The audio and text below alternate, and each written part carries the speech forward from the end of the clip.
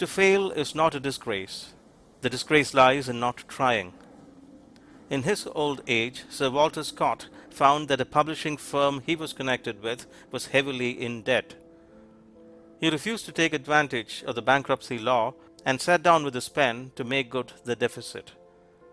Though he wore out his life in the struggle and did not live to see the debt entirely liquidated, he died an honored and honorable man. I call no fight a losing fight. If fighting I have gained some straight new strength, if fighting I turned ever toward the light, all unallied with forces of the night, if beaten, quivering, I could say at length, I did no deed that needs to be unnamed. I fought and lost, and I'm unashamed.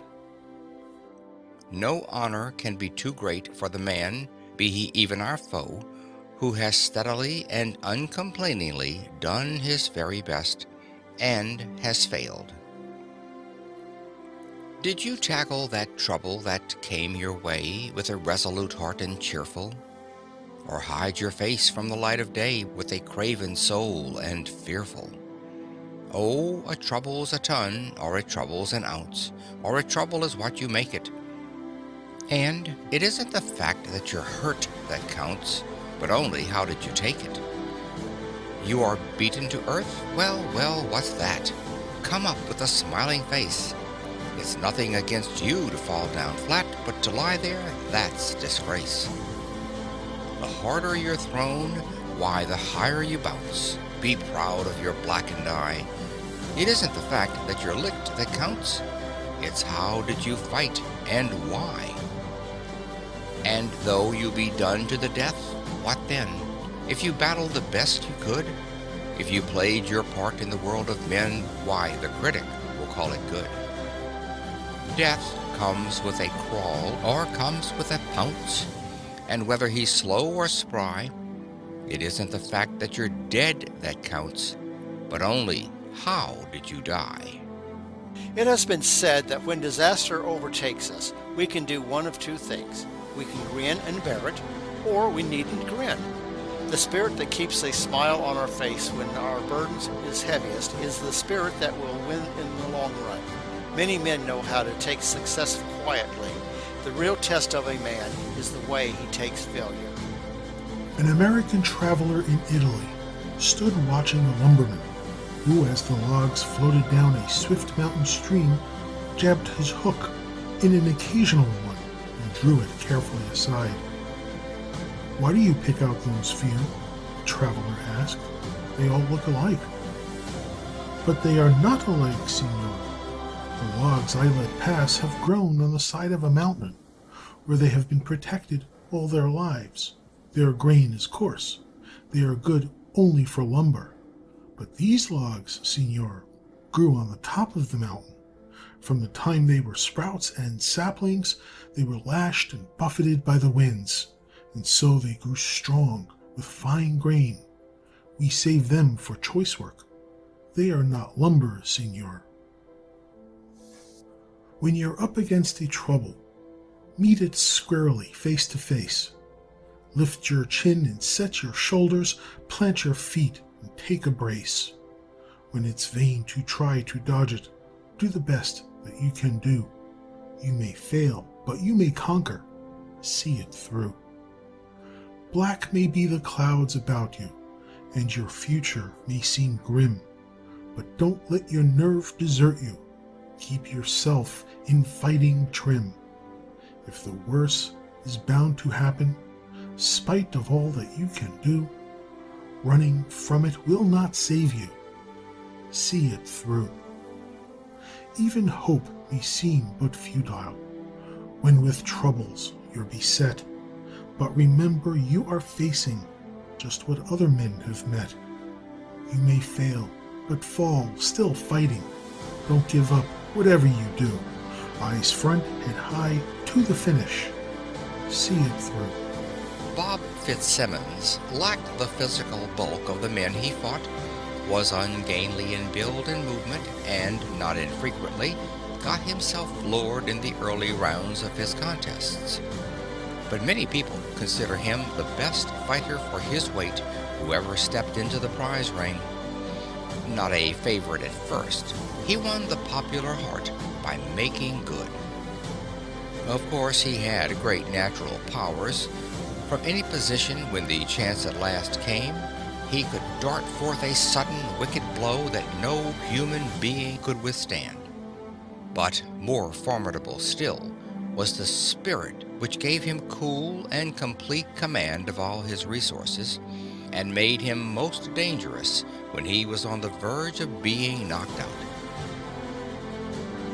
When the battle breaks against you and the crowd forgets to cheer, when the anvil chorus echoes with the essence of a jeer, when the knockers start their panning in the knocker's nimble way, with a rap for all your errors and a josh upon your play, there is one quick answer ready that will nail them on the wing. There is one reply forthcoming that will wipe away the sting. There is one elastic comeback that will hold them as it should. Make good. No matter where you finish in the mix-up or the row, there are those among the rabble who will pan you anyhow. But the entry who is sticking and delivering the stuff can listen to the yapping as he giggles up his cuff. The loafer has no comeback and the quitter no reply when the anvil chorus echoes as it will against the sky. But there's one quick answer ready that will wrap them in a hood. Make good. Start where you stand. When a man who had been in the penitentiary applied to Henry Ford for employment, he started to tell Mr. Ford his story. "Never mind," said Mr. Ford. "I don't care about the past. Start where you stand." Author's note. Start where you stand and never mind the past. The past won't help you in beginning new. If you have left it all behind at last, why, that's enough. You're done with it. You're through. This is another chapter in the book. This is another race that you've planned. Don't give the vanished days a backward look. Start where you stand.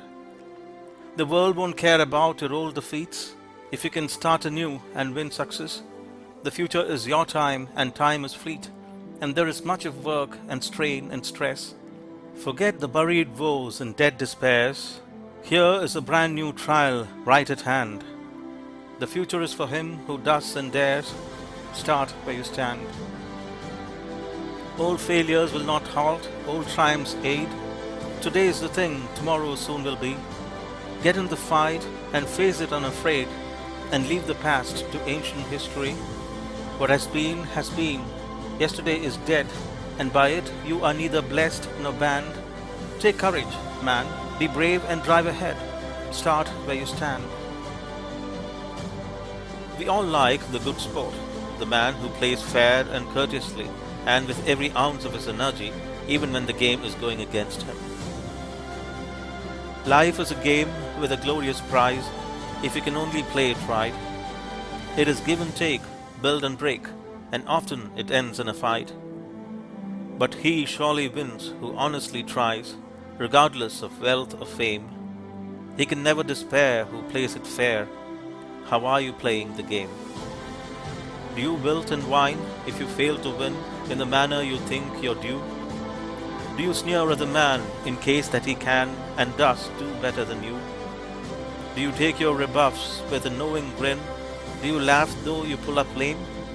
Does your faith hold true when the whole world's blue? How are you playing the game? Get into the thick of it, wade in, boys, whatever your cherished goal. Brace up your will till your pulses thrill, and you dare to your very soul. Do something more than make a noise. Let your purpose leap into flame. As you plunge with a cry, "I shall do or die," then you will be playing the game. We too often praise the man who wins just because he wins. The plaudits and laurels of victory are the unthinking crowd's means of estimating success.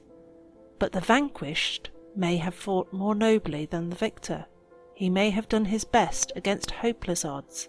As Addison makes Cato say, "'Tis not in mortals to command success, but will do more, Sempronius, will deserve it." All honour to him who shall win the prize. The world has cried for 1,000 years, but to him who tries and who fails and dies, I give great honour and glory and tears. Give glory and honour and pitiful tears to all who fail in their deeds sublime. Their ghosts are many in the van of years, they were born with time in advance of time. O great is the hero who wins a name, but greater many and many a time some pale-faced fellow who dies in shame and lets God finish the thoughts sublime. And great is the man with a sword undrawn, and good is the man who refrains from wine. But the man who fails and yet still fights on, lo, he is twin-born brother of mine.